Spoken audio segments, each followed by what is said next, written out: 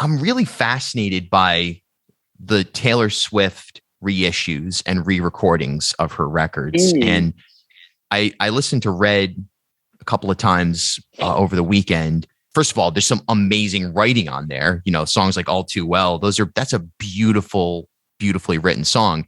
Like, I'm not a Taylor Swift fan, but I love this idea of chasing authenticity. And it's I think what I'm hearing from this is a widening audience for almost like an indie authentic type of sound that is and perhaps you have a thought on, are we moving away from, as we head into the next where we're in it, but as we keep moving through the next decade, the kind of cookie cutter Nickelback / Nashville type of writing? Are people who have a unique voice and a unique vibe, kind of like what you brought when you first came onto the scene, is that something that is going to explode in the coming years? Are people ready for something more authentic and organic? Yeah, I think so. I there's a lot. I did I don't, which is probably really bad, but I stick to a certain amount of music that I listen to and I cycle it. I don't, unless I'm doing a project and I want to hear a sound, and I'll do some investigation. But I stick to about this much music when there's this much in the world. I'm just bad like that. I'm a creature of habit, bad. So I was guest DJing some radio station, well known, and I couldn't believe that 80% of the music I was listening to that I don't know, I was loving. I loved where music was going. It wasn't what I thought. Of course, there's always going to be that shtick, that pop, country, whatever. There will always be that, but there's so many great songs out there right now that's kind of directed the sale to that telling a story kind of again. Like I'm hearing heartbreak, but not in the form of repetitive chorus. Like I'm hearing, I drove up to your house and some other person, whatever it may be. I'm hearing a line, a beginning, a middle, and an end again. And I went, okay, maybe we're in that path. And now Adele just came out, and I did not expect to hear the sounds come onto that record that I'm hearing. I've listened to it a little bit, but it was totally not what I thought. And I guess that's the beauty of her genius. It just throw a curveball. I mean, Easy on Me has that. I can see why that was chosen. It's the single, but there are some really interesting, very almost grassroots 60-ish kind of methods to the writing and the recording and the sound. So yeah, I think we are in a changed state. Maybe not changed. Maybe widening. Maybe it's coming back, but the other stuff isn't leaving. So there's now a bigger room for it. I don't know that. I don't know yet, but I do sense a change for the better. And I think that's what excites me the most, because I didn't feel like I belonged. I couldn't see where to go.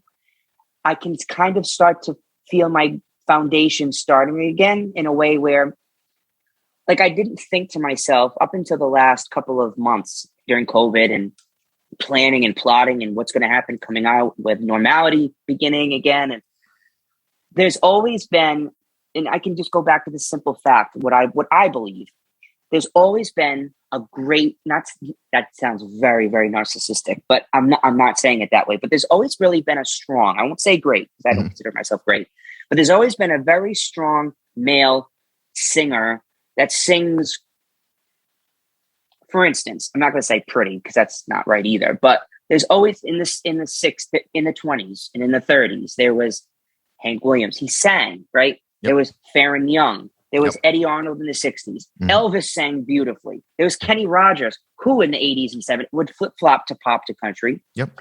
So it's not a weird thing. I see that lane opening up for me as I'm getting older and more into what I'm writing and what I'm saying. And I think I'm just excited because I see that lane opening up for me. And that might be part of that broadening and having that come back to the pot. Because for a while, I didn't feel I just wasn't what was playing. So I just didn't feel that I needed to be heard in a way. But now I feel they need me now. I think there's something there now. So it's exciting.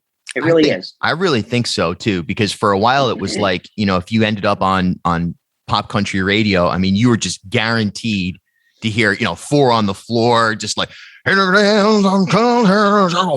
yeah. And you're just like, yep. Yeah, bro country. And people were trying to chip away at it. I think Dierks Bentley did a little bit. I think even to an extent, Kenny Chesney did a little bit with the songs he was choosing, but it still was clouded in bro country. And you're like, where? And it was happening everywhere. That was not me. I could have done it, but I don't think. The one thing about it is I can't fake it where many people can, and God bless them. That's a business. That is a mind. That's a business mindset of a career. I can't do that. I even when I try, it comes off so disingenuous. It comes off so awful. It doesn't work. So I knew that I'd be batting zero. I knew it. Why bother yourself? Go do concerts. I can sing till my death. I know I can always do concerts. My fans will be there to what capacity, whatever, but I always go make a living singing live. So why stress yourself to do something that's not going to be organic, that's not going to be giving to the audience in a way where it's fulfilling? It's not going to work. And it didn't. It never did. I never took off in that lane ever.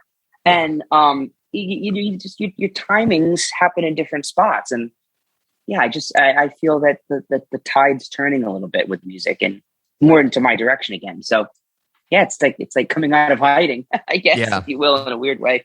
No, it's a big moment. It's across the board. It's not just in country. I really feel it's coming in a lot of spaces, and we're hearing it in hip hop. There's a lot of enthusiasm for underground hip hop expanding. We're hearing it in indie, where some of these bands. I just heard this band Dry Cleaning from the UK, and I was listening to this record over the weekend. I was like, wow, this is so authentic, so exciting. The songs are beautiful. The stories are great. And it just kicks ass. Like there's no one's trying to like tap dance around. Like this is what this type of music is supposed to do. It's supposed to make you think and rock you. I got to look them up. It's really interesting.